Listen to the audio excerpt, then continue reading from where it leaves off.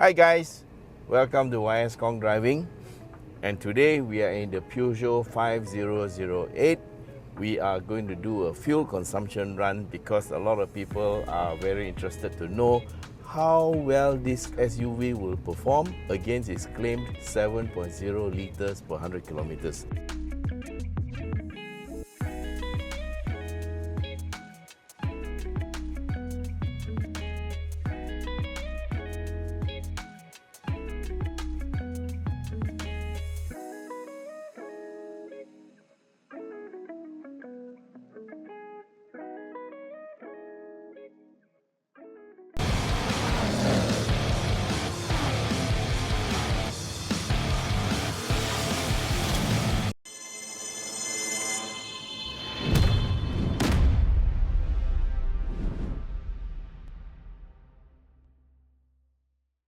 So first thing we need to do is we need to zero the meters. Yes. Okay, I zero the strip meter.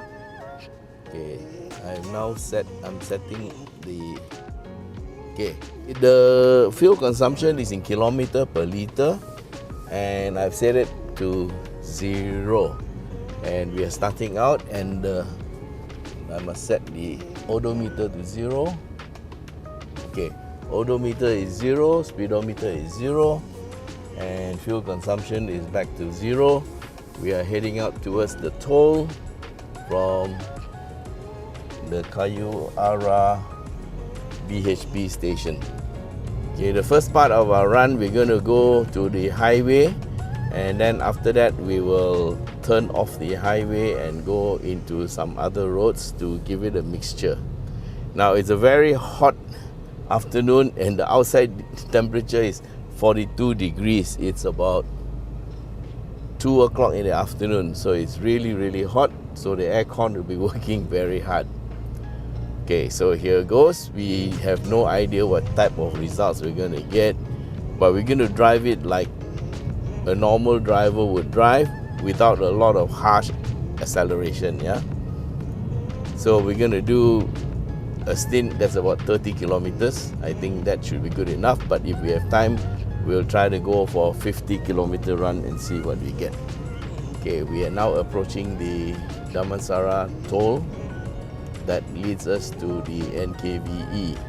And the initial reading, because we started from point 0, we are now showing only 6.7 kilometers per liter, which comes to about 15 liters per 100 kilometers, yeah, because we are starting out. Okay, just to check, cameras are still rolling. Yes, all the cameras are rolling. So it's this one. Okay, so you can see, even though we put a bit of a shroud, there is still some part of the meter there's got a bit of glare. I'm going to put a little bit of tape there. Never mind, you can see the middle figure. That's very important. Okay, we're turning left towards Shah Alam. Okay, so in terms of size, the Peugeot 5008 is a C segment SUV with a wheelbase of 28400. This wheelbase is actually longer than that of the Camry. So it is not a small vehicle, it's large, and it can take 7 people. So there are the usual 2 rows of seats, and the third row is actually a fold flat into the bottom. So it's 2, 3, 2, and that makes it a 7-seater. Now, in normal circumstances, you will have a 2 and 3, and the 2 at the back are folded flat, so you will have a much bigger SUV. The length is about 4670 mm, and the width is 1.855 meters or 1855 mm. Height is, I'm not quite sure what's the height, but this is what you would call a C segment or medium-sized SUV, and it would be in the same category of size as the, in fact it is slightly longer, bigger than the CRV in terms of wheelbase at least, yeah, and also it's a bit bigger than the CX-5. So this is a very complete 7-seater, you might say. You get, it's all about interior space, so you get a little bit more space when you are trying to seat 7 people. Now, the engine is a 1.6 liter turbocharged direct injection unit. It comes from Peugeot, of course, and this engine is a very well proven and reliable engine. So it has 240 Newton meters and 165 horsepower. So there is enough power because of the huge torque here. So you see, the 240 Newton meters is a very respectable amount of torque. Okay, so now we are heading towards Shah Alam, and the reading is now improved to 12 kilometers per liter.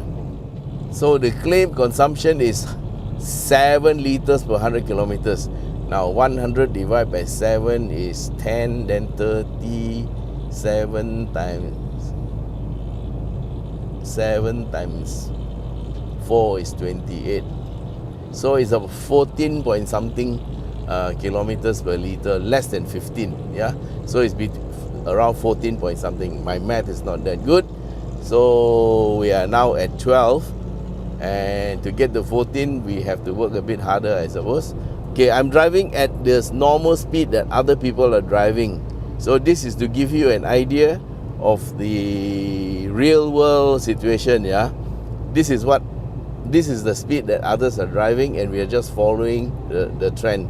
So there are some that are going faster and overtaking on the fast lane, but we are in the middle lane, and we are following the trend, and the speed now is about 96 kilometers per hour. Yeah, that's consistent with the speed on this highway, and I think the speed limit here is 110. So people are driving a little bit below the speed limit. Yeah, we are going at a steady 96, and we've got 12.9. We need about 14.5 or something around that. Okay, move to the second lane from the left. So in terms of interior, I kind of like this Peugeot 5008. There is a lovely two-tone and two-level kind of dashboard, and of course the steering is very unique to Peugeot. They believe, what was that? SD card error. Okay, so I have lost one camera. There's an error in the card, I don't know why. Okay, so we've lost one camera. That's the face camera, and let's try to turn it on again, see if it works.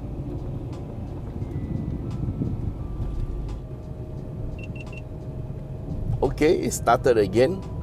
So maybe the SD card was a bit loose. Never mind. Let's continue. We've done 6.3 kilometers, I think. No, 9.8 kilometers, yes. And the odometer is at the bottom, yeah. And we have achieved 14.0. Okay, that's not so bad considering we have aircon on, yeah.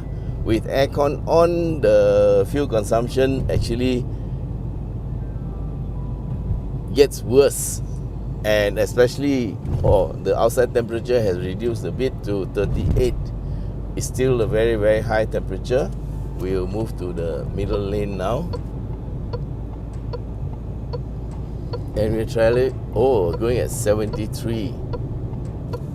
Funny how the traffic is going so slow at this time of day. Okay, well, here's your chance to be in a traffic jam. There is a slight traffic jam here, and I'm not sure whether this car in front wants to come over to my side or not. Okay, this type of traffic is likely to make the fuel consumption worse because we are going slowly and lugging the engine in a high gear. So the automatic transmission will shift down. Yes, they have pedal shifts, but we are in auto mode. So the only thing about the driving style that's different is I am just using very normal and gentle throttle. That's the only thing different. The rest of the driving is like what other people do. just normal driving at normal speeds. Okay, it has gone a bit worse. From 14 we went down to 13.6, but it's okay, and we have traveled 11 kilometers, and it's gone back to 13.8. So what we will do is we'll go to perhaps to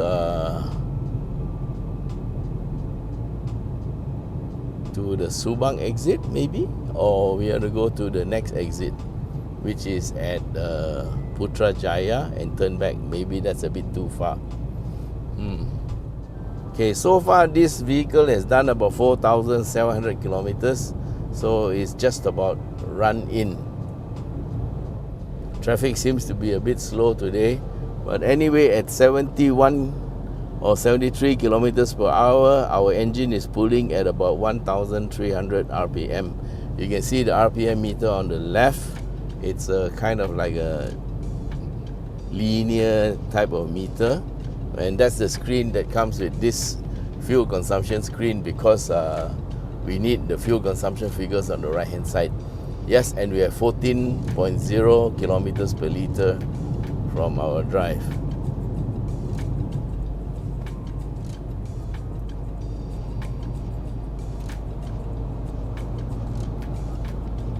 And we've gone 14 kilometers. Okay, so we have got 14 so far, and I think what we'll do is we'll get some traffic going into the inner road. Yeah, we'll come out at the USJ exit. I think that's a USJ exit. Yeah, USJ 604. That's where we will come out, and we will continue our fuel consumption run on the inner road, do a bit of city driving. Although I must say this highway driving is almost like city driving already. We're going so slow. And we have 13.8 kilometers per liter.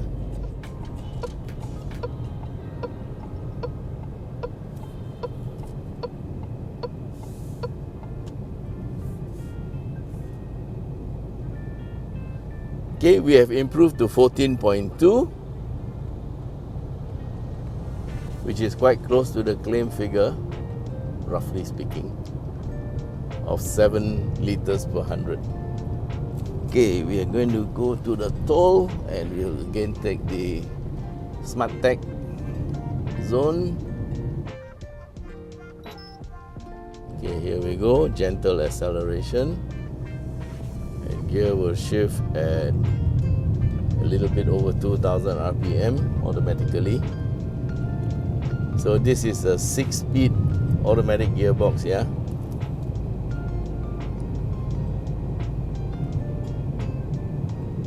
And now we will turn right. We have gone 18 kilometers. And we're going to keep right to go to Puchong. Okay, we are on one of the ring roads around Kuala Lumpur.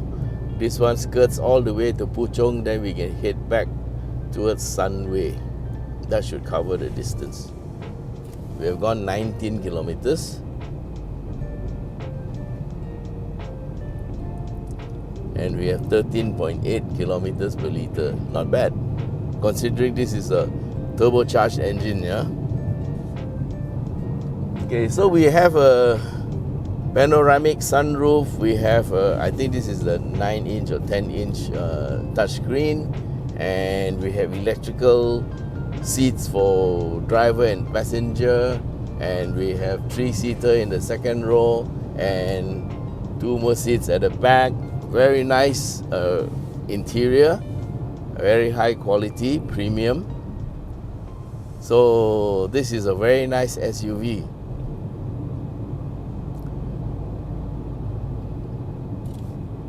So in terms of power, is there enough? Well, we're going to take it up Genting, so you can have a look at our video of this car going up Genting, and then you decide for yourself whether it is powerful or not, and whether it handles, of course. Yeah.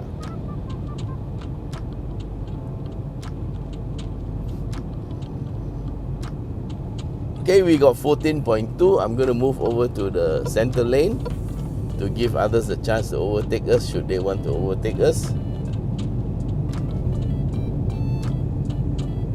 But seems like we are going faster than the normal people.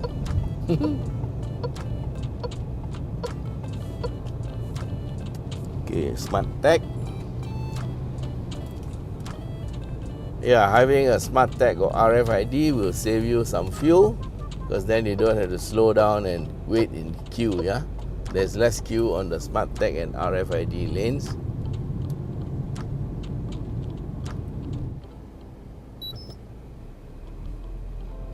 Okay, we've gone 22 kilometers and we are now back at 14.2 kilometers per liter. Oh, lovely, and we are stuck in a traffic jam. We don't know how long this jam is going to be, but this is a very, very interesting situation.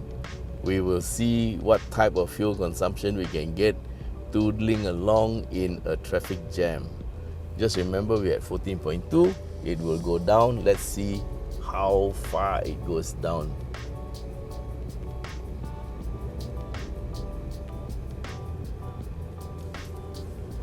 So the traffic jam started at kilometer 22, yeah, our distance. In fact, it's 22.8.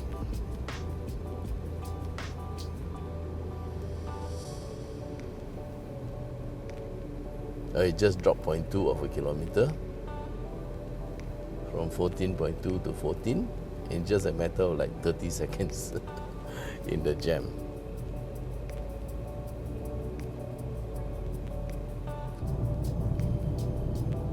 Oh, there's a lot of people wanting to turn in here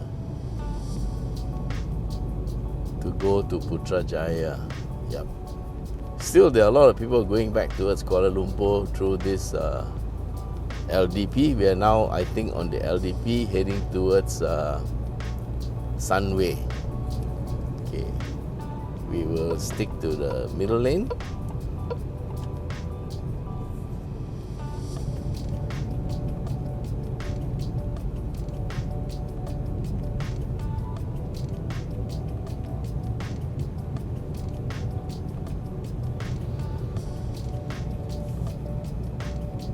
Okay, we are down to 13.8. Well, I'm glad it wasn't standstill traffic, because standstill traffic is meaningless. You just sit there and you're just burning away fuel while waiting for things to happen. So this one is like driving at speeds that is below the optimum speed, because you're probably in third or second gear, you know, and burning up more fuel than necessary, but at least we have an indication. So at the end of this video, you will see roughly the type of traffic conditions we have. That's why we don't edit any part of the video out, yeah. And slow moving traffic was from 22.8, now it's 24.9. That was about 1.5 to 2 kilometers of very, very slow, but now we are still in the slow moving traffic mode. We're going at 60 kilometers per hour. I'm going to go to outside and overtake a little bit, because this truck is going a little bit too slow.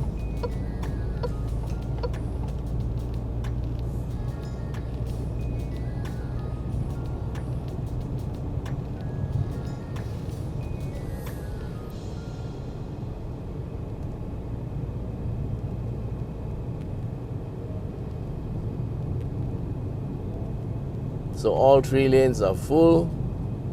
We'll just stay outside here because we are going a little bit faster than the rest of the crowd and following the so-called fast lane, which is also going very slow. We're going at 58 kilometers per hour.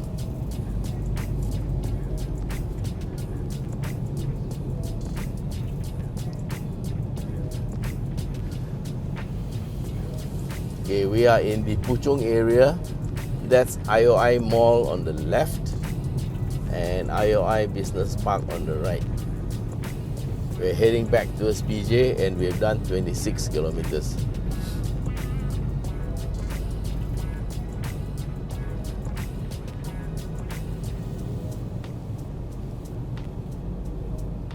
Oh, we have improved to 14.0.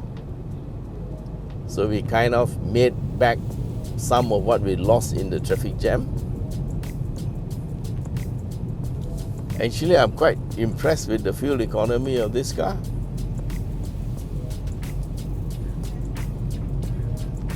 Of course, if you floor it all the way, like you're climbing up Genting, the way I drive, the fuel consumption will be a lot worse, yeah? But the purpose of this consumption run is to let you know what the car is capable of. In other words, you know that if you want to get this type of consumption, all you got to do is drive like this, going at the normal speed that people are going. Just use light acceleration, don't be in a big rush, and you can get 13.8, which is what we're getting now. So under different conditions, you might get better numbers or worse numbers, depending on the ambient temperature, the amount of traffic. On a hot day, fuel consumption is likely to be worse. On a cool day, you will have better consumption. So there will be slight variations, but whatever it is, this is an indicator, yeah? So it's not hard and fast, and we are also using instruments that are supplied by the car maker, and these are just a guide. So I did not calibrate the instruments, so let's not argue about that. I did not calibrate the speed odometer or whatever. I'm just using numbers that are supplied by the car maker in the car that I'm driving. And the conditions of the road are as you see them, yeah?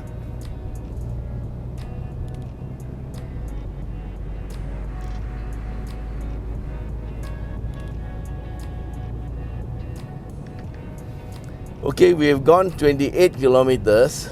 So I think if we do a 30-kilometer run, it will be quite indicative of what this car is capable of, yeah? Because if I go any further, I don't think there's going to be any difference. And we've gone to 14. Okay, let's go to 30 kilometers and we will wrap it up at 30 kilometers of distance. And so you got roughly half the distance in slow traffic and half the distance on a highway environment. Okay, so it's 29 and we have 14.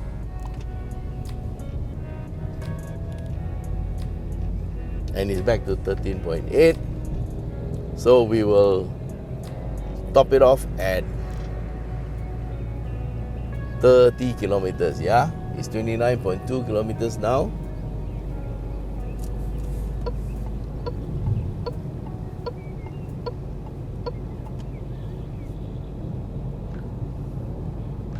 $29.4. Another 500 meters. And we are going to be stuck in another jam. 29.6.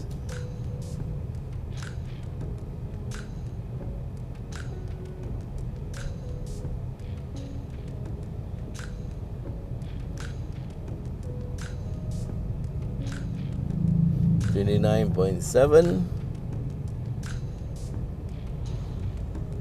Another 300 meters.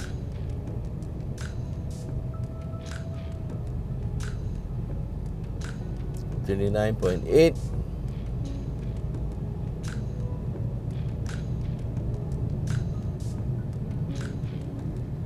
$29.9. And 30 kilometers and we have 13.6. Yes, it dropped from 13.8 to 13.6. So that's 30 kilometers and we have 13.6 kilometers per liter. Alright guys, in case I stop this video here, yeah, thanks very much for watching this video, and keep a lookout for our Genting video, because the last time we ran this car up, it wasn't a good run, it was too late in the day. We're going to do an early morning run. And of course, if you want to know more about this car and want to buy it, please drop us a WhatsApp at 016-335-0609. because we are also selling the Peugeot 5008 and all other Peugeots through our channel. Thanks very much guys, and till we meet again, bye bye.